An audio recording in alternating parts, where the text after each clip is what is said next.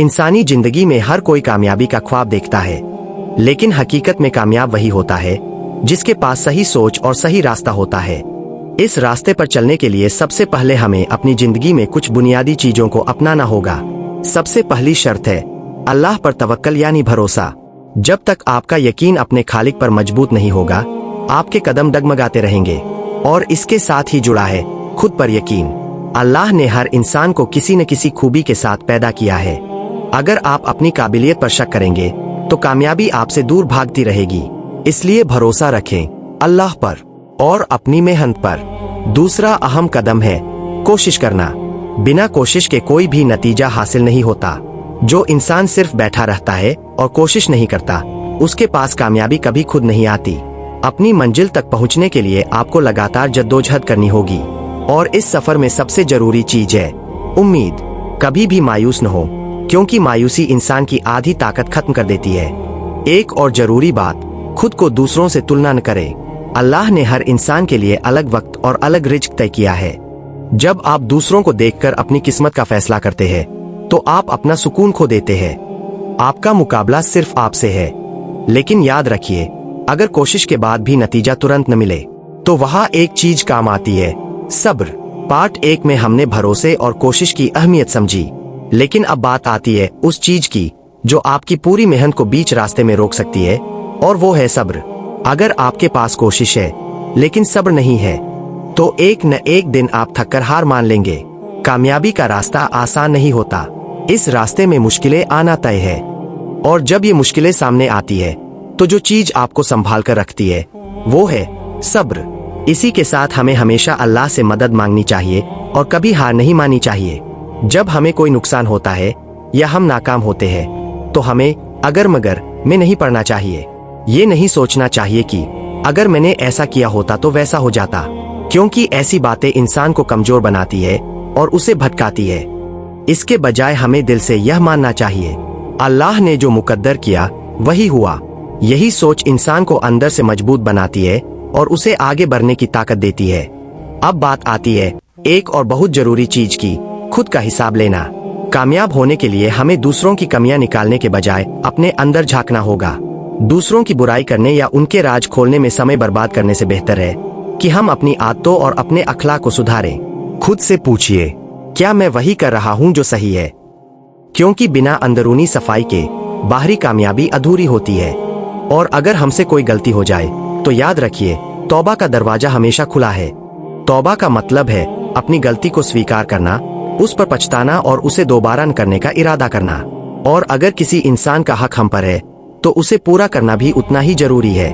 पिछले पार्ट्स में हमने सब्र और तौबा की अहमियत समझी, लेकिन अब हम उस चीज की बात करेंगे जो इंसान की सारी मेहनत को अंदर ही अंदर खत्म कर देती है, और वो है अहंकार। अहंकार यानी खुद को दूसरों से बेहतर समझना। आज की सबसे बड़ी समस्या यही है कि हर इंसान यह सोचता है, मैं ही सही हूँ और बाकी सब गलत है। हम अपनी आदतों को ही सही मान लेते हैं और दूसरों को गलत समझते हैं। जैसे अगर कोई हमसे तेज चलता है तो हमें लगता है वो गलत है, और अगर कोई हमसे धीरे चलता है तो वो भी हमें गलत ही लगता है। ठीक इसी तरह हम अपनी हर आदत को परफेक्ट मान लेते हैं। कोई खर्च करने को सही मानता है तो कोई बचत को, कोई अपनी कड़वी बातों को सच्चाई कहता है, लेकिन यह नहीं देखता कि उसकी बातों से किसी का दिल दुख रहा है। हम अपनी गलतियों को नजरअंदाज कर देते हैं और हर बार खुद को सही साबित करने की कोशिश करते हैं। इबादत के मामले में भी यही होता है। कुछ लोग थोड़ी सी इबादत करके घमंड करने लगते हैं और दूसरों को नीचा समझते हैं। और कुछ लोग अपनी कमियों को छुपाने के लिए कहते हैं, अल्लाह तो दिल देखता है, और इसी बहाने सही और गलत का फर्क भूल जाते हैं। असल कामयाबी तब शुरू होती है जब इंसान खुद को परफेक्ट समझना छोड़ देता है, जब वह अपनी कमियों को पहचानता है और उन्हें सुधारने की कोशिश करता है। अगर हम सच में आगे बढ़ना चाहते हैं, तो हमें अपनी सोच और अपने व्यवहार का रोजाना जायजा लेना होगा।